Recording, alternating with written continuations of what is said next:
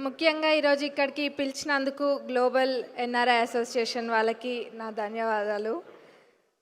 మరి ఇక్కడ రావడం ఆనందంగా ఉంది. ఎన్ఆర్ఐస్ని రిప్రజెంట్ చేస్తూ అందరికీ తెలిసిన విషయమే, ఎన్ఆర్ఐస్ ఎంతో సేవ చేస్తారు. అక్కడికి వెళ్ళి కష్టపడి అక్కడ కూడబెట్టుకున్న డబ్బును ఇక్కడ స్వదేశానికి ఖర్చు చేయాలన్న ఉద్దేశంతో వాళ్ళ సొంత గ్రామాలలో ఎంతోమంది ఎన్ఆర్ఐస్ ఎన్నో సేవా కార్యక్రమాలు చేస్తారు.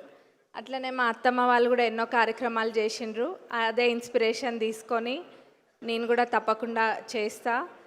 ఇంకా చాలా కొన్ని చోట్ల ఇంకా వెనుకబడి ఉన్నాయి కొన్ని ప్రాంతాలు, వాటన్నిటిని కూడా ఇప్పుడు కాంగ్రెస్ ప్రభుత్వం మేము తప్పకుండా మంచిగా చేస్తాం.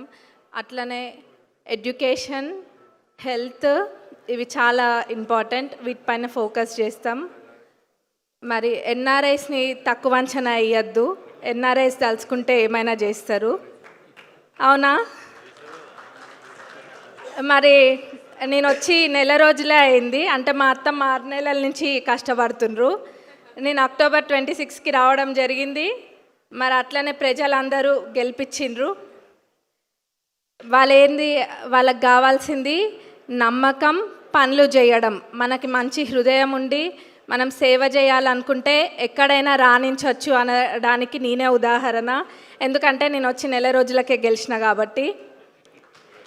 మరి ఎన్ఆర్ఐస్ కూడా ఇంకా ఎవరికైనా రావాలన్న ఉద్దేశం ఉన్నా కానీ మీ అందరికీ ఒక బాట ఏర్పడ్డది.